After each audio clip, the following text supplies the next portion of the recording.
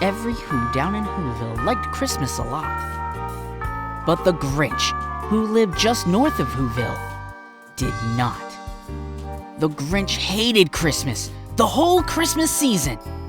Now, please don't ask why. No one quite knows the reason. It could be his head wasn't screwed on just right. It could be perhaps that his shoes were too tight. But I think that the most likely reason of all may have been that his heart was 2 sizes too small.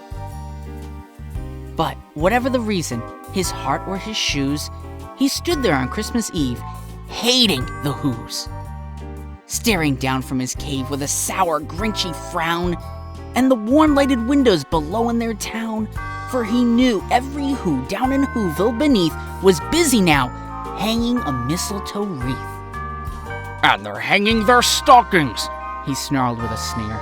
Tomorrow is Christmas. It's practically here. Then he growled with his Grinch fingers nervously drumming. I must find some way to stop Christmas from coming. For tomorrow he knew all the Who girls and boys would wake bright and early. They'd rush for their toys.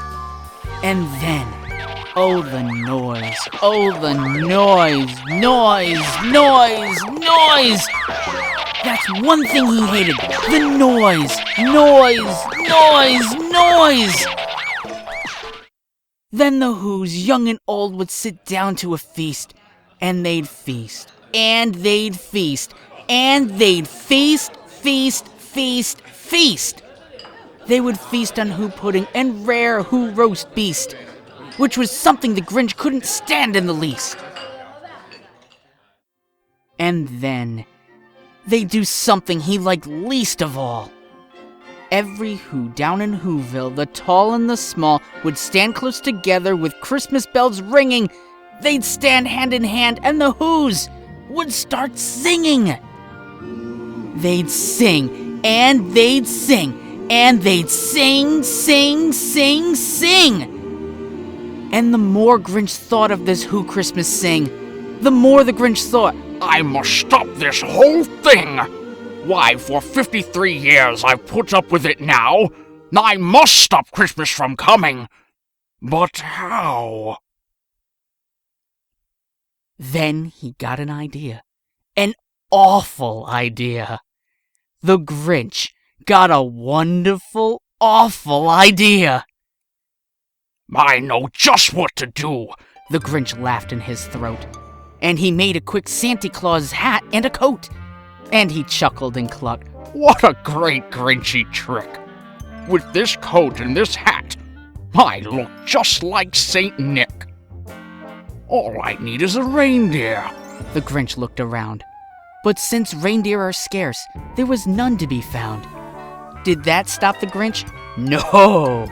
The Grinch simply said, If I can't find a reindeer, I'll make one instead. So he called his dog Max. Then he took some red thread and tied a big horn on the top of his head. Then he loaded some bags and some old empty sacks on a ramshackle sleigh, and he hitched up old Max. Then the Grinch said, Giddy up! And the sleigh started down toward the homes where the Whos lay a snooze in their town. All their windows were dark. Quiet snow filled the air. All the Whos were dreaming sweet dreams without care. When he came to the first little house on the square, This is stop number 1, the old Grinchy Claus hissed. And he climbed to the roof, empty bags in his fist. Then he slid down the chimney, a rather tight pinch. But if Santa could do it, then so could the Grinch. He got stuck only once, for a moment or two. Then he stuck his head out of the fireplace flue, where the little Who stockings all hung in a row. These stockings, he grinned, are the first things to go. Then he slithered and slunk, with a smile most unpleasant, around the whole room, and he took every present. Pop guns and bicycles, roller skates, drums, checkerboards, tricycles, popcorns, and plums. And he stuffed them in bags.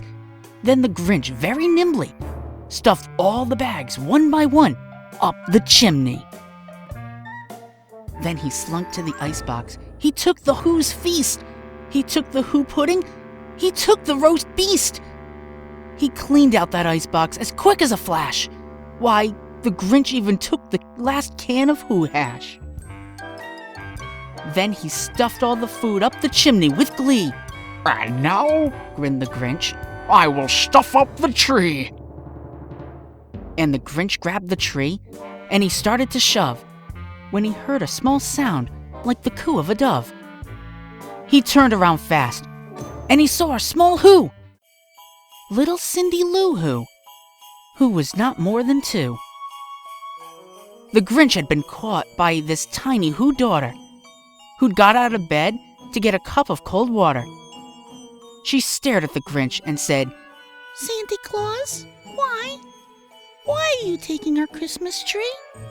Why?" But you know that old Grinch was so smart and so slick. He thought up a lie, and he thought it up quick. Why, my sweet little tot, The fake Santa Claus lied.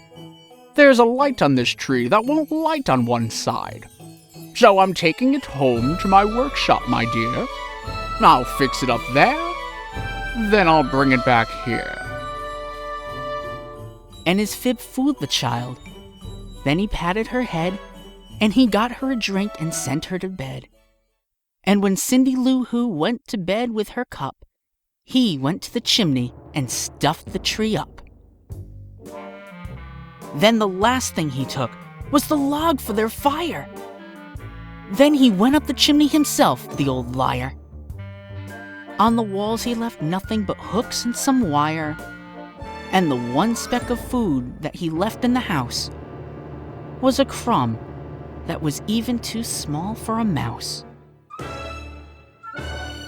Then he did the same thing to the other Who's houses, leaving crumbs much too small for the other Who's mouses. It was 1:15 dawn, all the Who's still abed, all the Who's still a snooze, when he packed up his sled, packed it up with their presents, the ribbons, the wrappings, the tags and the tinsel, the trimmings, the trappings. 3,000 feet up the sides of Mount Crumpet. He rode with his load to the tip-top to dump it. Pooh-pooh to the Who's. He was grinchiously humming. They're finding out now that no Christmas is coming. They're just waking up. I know just what they'll do. Their mouths will hang open a minute or two. Then the Who's down in Whoville will cry, "Boo-hoo!" That's a noise, Grinned the Grinch. that I simply must hear.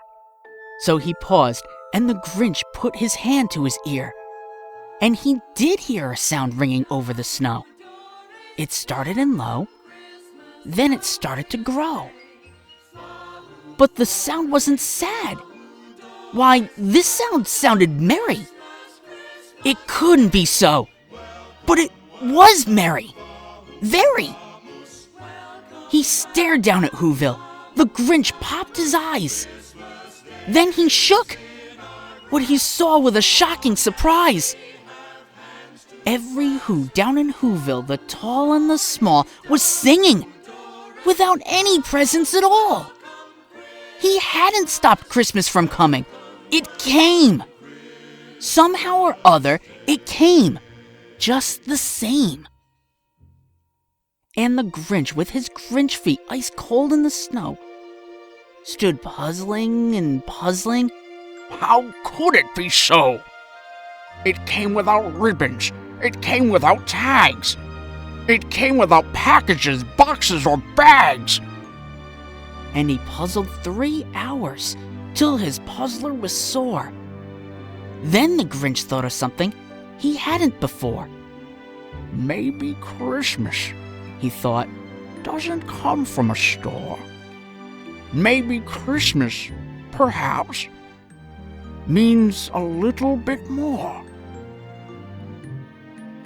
and what happened then?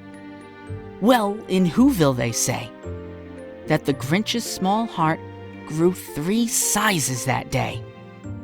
And the minute his heart didn't feel quite so tight, he whizzed with his load through the bright morning light, and he brought back the toys and the food for the feast. And he himself, the Grinch, carved the roast beast.